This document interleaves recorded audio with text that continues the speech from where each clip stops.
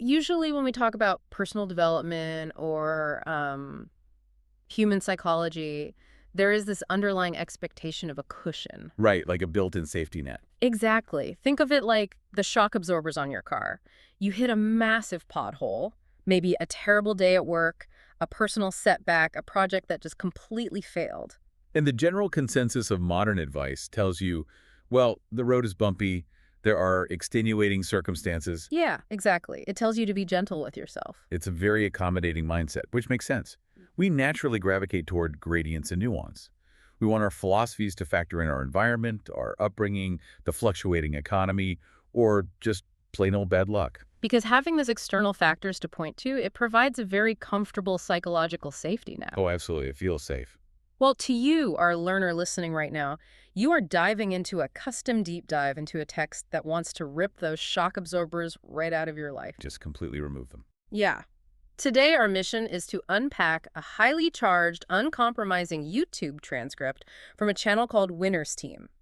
And the video is titled, "No One is Coming to Save You. It's Time to Take Responsibility." And I know that title alone sounds like it's going to, just bark orders at you through the screen. Right. But we are looking past the sheer volume of the delivery today. Okay. Let's yeah. unpack this. Because while the source material is basically a short, concentrated monologue, it packs a really profound philosophical punch. It really does. It is pure, uncut accountability. That is the perfect way to frame it, actually. The motivational high-energy aspect that sort of run through a brick wall delivery is what initially grabs the listener. It gets your attention fast. But what actually sustains this text is the architecture beneath all that hype. If you look closely at the language, it is systematically dismantling human excuses. Brick by brick, almost. Exactly. Yeah. This isn't just a pep talk designed to manufacture a 10-minute adrenaline spike. It's a structural breakdown of how we construct our reality. Okay. It's arguing that our perceived lack of agency is an illusion we actively choose to maintain. And that concept of choice hits you the second you start reading. The text operates on this foundational argument that every single aspect of your life is a conscious decision. There is zero gray area. None. We are talking relentless binary language. Yeah. The source literally says you choose if you win or lose, fight or surrender, give up or fight back. Right. It reads to me like human life is being treated as a computer operating system running entirely on ones and zeros. A completely binary framework. Yeah, like in a computer processor, a bit is either a 1 or a 0. There is no 0.5. There's no, I'm kind of a 1 today, but I'm feeling a little sluggish. Right. The machine doesn't care how you feel. Exactly. And the source material applies that exact rigid logic to human behavior. You are either accelerating or you are in reverse. There is no neutral gear. No neutral here at all. The implication is that if you aren't actively choosing to fight, by default, the system registers that you have chosen to surrender.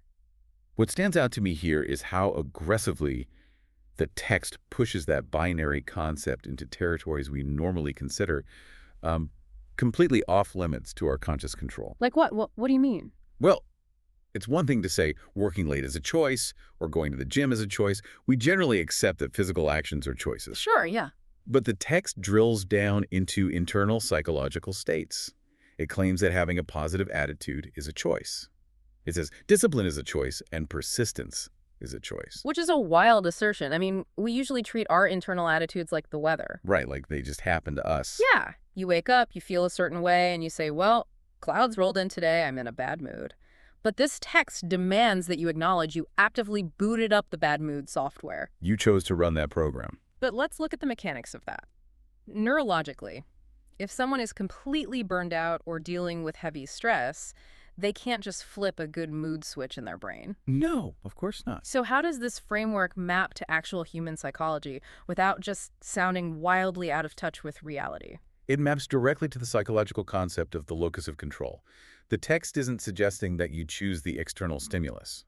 Okay, so you don't choose the traffic jam. Right. You don't choose the traffic jam, the toxic boss, or the market downturn. What it is enforcing is that the gap between that stimulus and your response is where your entire life is decided. Oh, wow. The gap. Yes. Cognitive reframing allows you to intercept a passive emotion and turn it into an active choice. So you aren't choosing to suddenly feel happy about a disaster. Right, because that would be delusional. Exactly. You are choosing the lens through which you view the disaster. By reframing a positive attitude as a deliberate toggle switch, a 1 or a 0, It strips away the passive language we use to comfort ourselves. It forces you to take ownership of your internal environment. It's basically treating abstract virtues as manual labor. The text explicitly states that sacrificing now for a greater tomorrow is a choice. It's an active process. Right.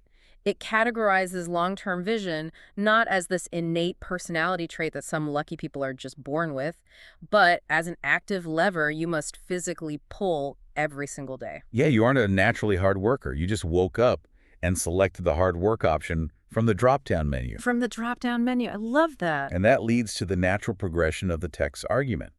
If the ones and zeros are sitting right there on the keyboard and the choices are that starkly defined, why do so many people end up miserable? And the text has a pretty clear answer for that, doesn't it? It does. The source points the finger directly at the gravitational pull of societal expectations. And here's where it gets really interesting, and honestly where I want to push back on the text quite a bit. Okay, let's hear it. Because the source goes out of its way to equate being like everyone else with total failure. It says that settling for the life everyone else expects from you and settling for an average existence are choices that lead down a road of suffering and regret. It doesn't mince words. Not at all. But let's look at the real world for you, our listener, right now. The modern world is exhausting. Between economic pressures, constant connectivity, the sheer volume of information we process, just keeping your head above water is a massive achievement. Oh, absolutely. It takes a toll. So if someone wants to log off at 5, be average, and just enjoy a quiet, normal life, why is this text treating that like a tragedy? It borders on that toxic hustle culture that tells you you're worthless if you aren't grinding every waking second. I completely see why you'd say that. That is exactly the friction this text is designed to provoke. On the surface, it absolutely sounds like typical hustle culture. Right, like buy my course and wake up at 3 a.m. Exactly. But if we dig into the underlying philosophy, it's diagnosing something much deeper than your career trajectory or how many hours you work.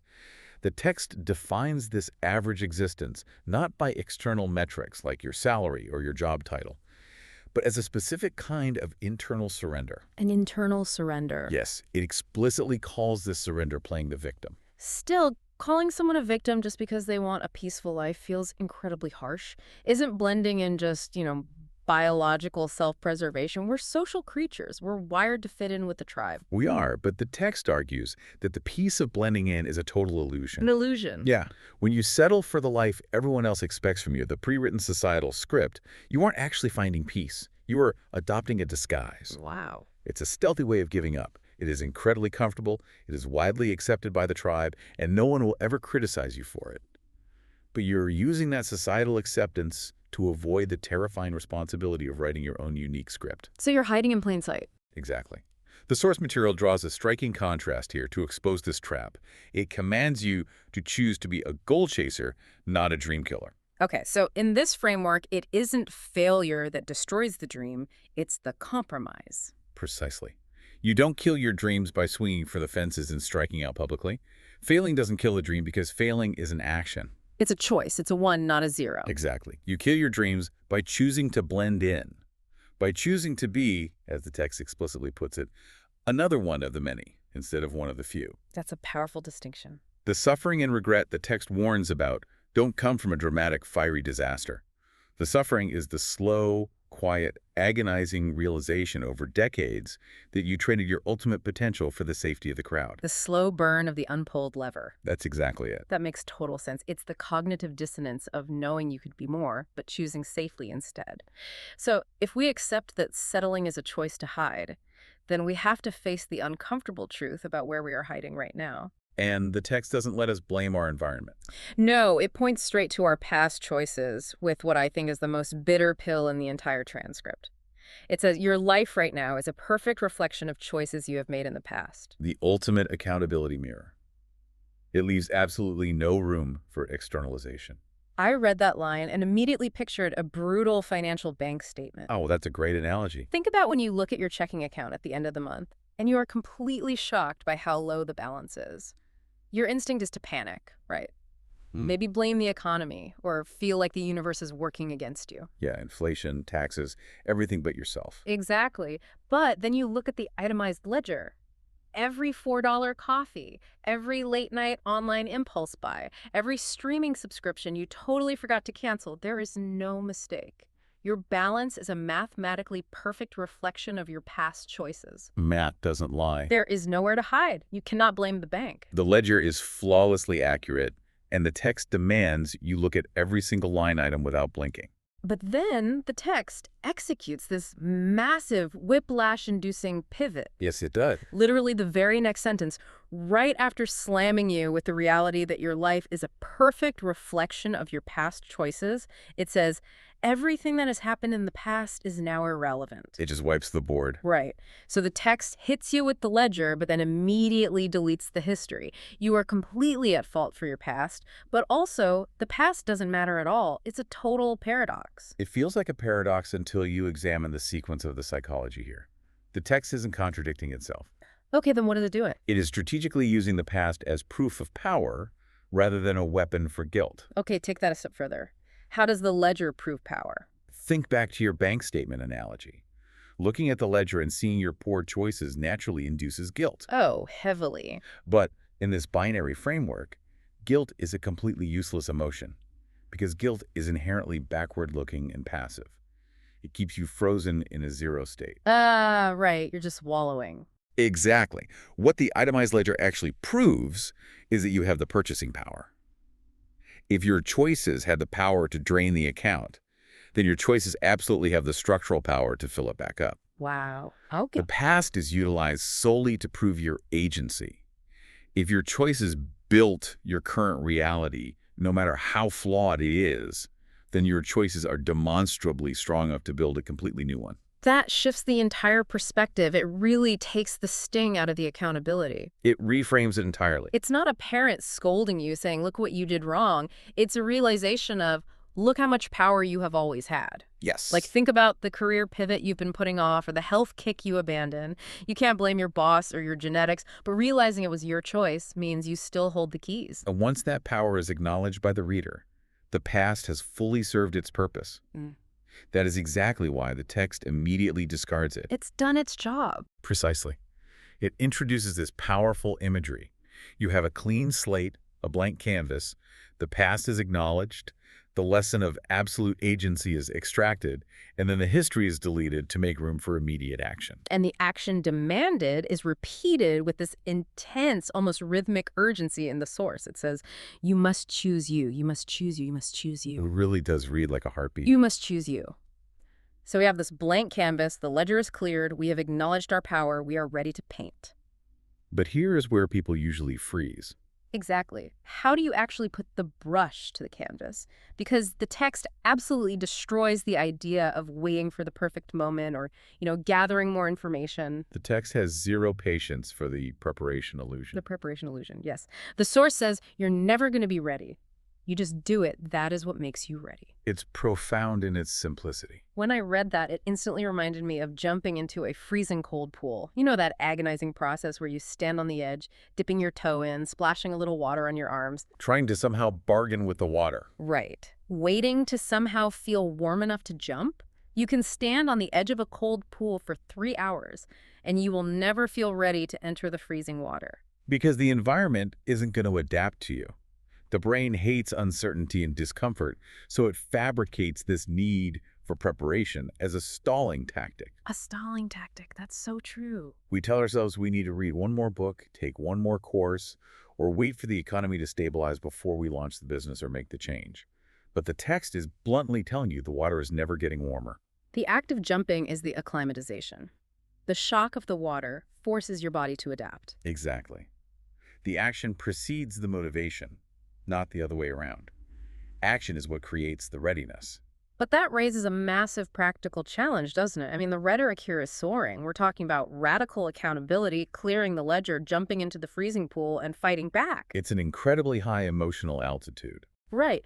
But how do you, as the listener, actually maintain that on a random Tuesday afternoon when you are exhausted, the kids are screaming and the inbox is overflowing, you cannot live at a 10 out of 10 adrenaline state indefinitely? No, you'd burn out immediately. Right. If you try to sprint a marathon, you're going to collapse by mile 3. So how does the text ground this high-flying philosophy into something sustainable?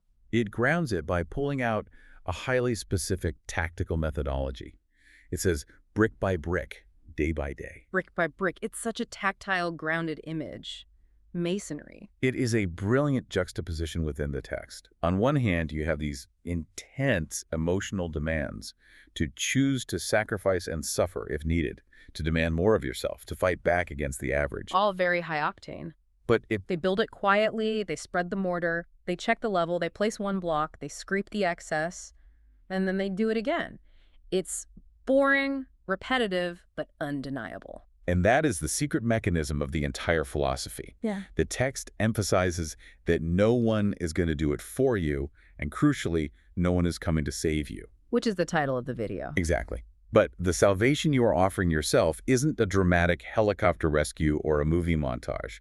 It is built through slow, deliberate, unglamorous daily work. A day-by-day grind. The source explicitly links this daily grind to the concept of belief, stating, believe it is coming, brick by brick, day by day, it's on the way. The daily action isn't just work, it is the physical proof of your belief in the blank canvas. It completely demystifies success. It's not magic, it's masonry. I love that. Not magic masonry. So what does this all mean for you, our listener? What is the ultimate takeaway from this intensely uncompromising little manifesto? I think it brings us full circle right back to the title of the video and the closing lines of the transcript. No one is coming to save you. And at first glance, hearing that feels terrifying. It really does. It sounds like a threat, like you've been abandoned on a desert island and the radio just died. But when viewed through the lens of the binary framework and the clean slate, it is the exact opposite of a threat. It is. When you finally accept that the rescue ship isn't coming, you stop wasting your energy staring at the horizon. You realize the horizon won't help you. Right. You turn around, look at the trees, and you start building your own raft. No one is coming to save you is actually a declaration of total independence. It means the keys have been in your pocket the entire time. It's incredibly empowering. The text leaves us with this ultimate summary of empowerment. It says, each choice is on you every day. It's up to you forward or backward. It's all up to you. It returns us directly to the computer processor, ones and zeros. The shock absorbers are gone. You feel the road, but you are the one driving. You are the one driving. And building on that, building on the text's assertion that life is a flawless reflection of past choices and that we must construct the future brick by brick, I want to leave you with one final thought to ponder today. Let's hear it. The text tells us to actively choose to fight, to choose the work, to pull the lever of discipline. The ones, the active choices. Right. But consider the quiet moments, the moments of inattention. If every single action and every non-action is a brick in the architecture of your future, what exactly are you building when you actively decide to make no choice at all? Oh, wow. When you let the day just happen to you and you passively accept the script society hands you, is the refusal to choose actually the ultimate choice of surrender? Man, if you aren't laying a brick, you're just letting the mortar dry out in the bucket. The clock is ticking either way. The clock is always ticking, and the ledger is always recording. That is going to stick with me. The refusal to choose is still a choice. Well, to our learner, we hope this deep dive has given you some powerful tools to look at your own ledger, to understand the mechanics of your own agency, and to embrace the absolute freedom of the blank canvas. It's time to start laying some bricks today. Thank you for joining us on this exploration of radical accountability. Take that clean slate, step up to the canvas, and make your next choice. We'll catch you next time.